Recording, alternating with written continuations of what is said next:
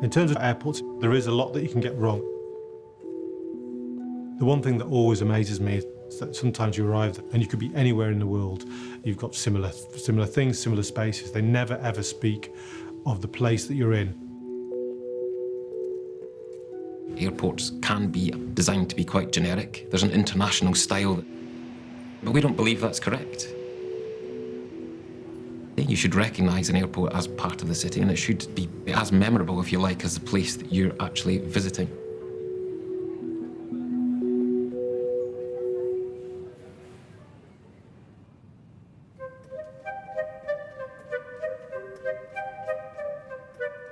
So when we started off designing Pulkovo, we wanted to try and distill the essence of St. Petersburg in the building. We wanted to try and get it to feel like and be part of this beautiful city without building onion domes or building something that was overtly kind of pastiched. It doesn't necessarily mean making it look like the city centre, but it's making it feel like it's part of the journey, at the very least. When we were walking around St. Petersburg, we were always struck by these kind of large picture windows in some of the buildings, and one in particular, the Singer building on Nevsky Prospect, really took our eye. And that was something that I felt we could really get into our front elevation, something that said, here is the entrance to your airport, and here is something that really connects you back to some of the buildings within the city.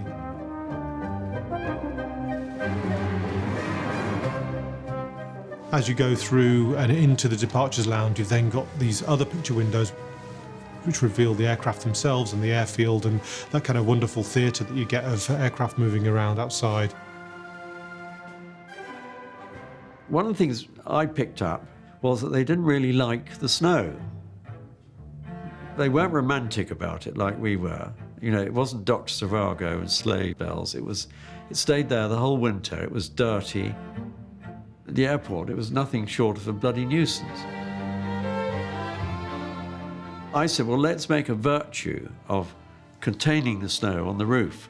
So we built these sort of trough shapes which hold the snow, use it as insulation in winter, and then when it melts in spring, it doesn't come off the edge of the roof, it melts towards the centre and down the main column, which was also a rainwater pipe.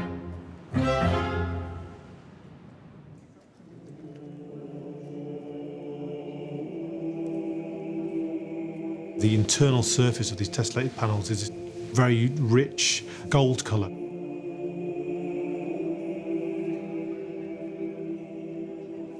So what we wanted to do was to create an evocation of St. Isaac's Cathedral, the onion domes. There's a beautiful mosque with tessellated tiles near the St. Petersburg fortress, which really caught my eye. There's an evocation of that, but also there's a practical purpose for it, which is that it's gilding the light.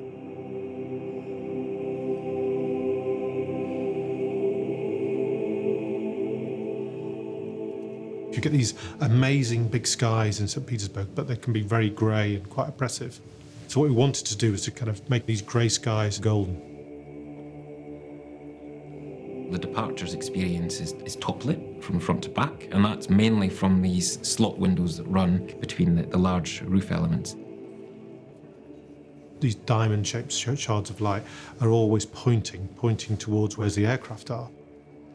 That naturally gives the passengers a flow, a movement.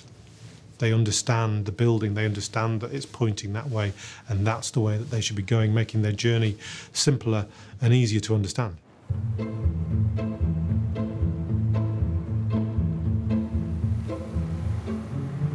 St. Petersburg is a city of islands and bridges. If you look at airport design, there is the check-in, you have security, and then you have the departures lounge. And we were thinking actually that could have a physical separation. We've got a band of functions that deal with check-in and security, then there is a gap or a void within the floor, and then you've got departures. So there's islands and bridges in the plan, evoke the islands and bridges within the city itself.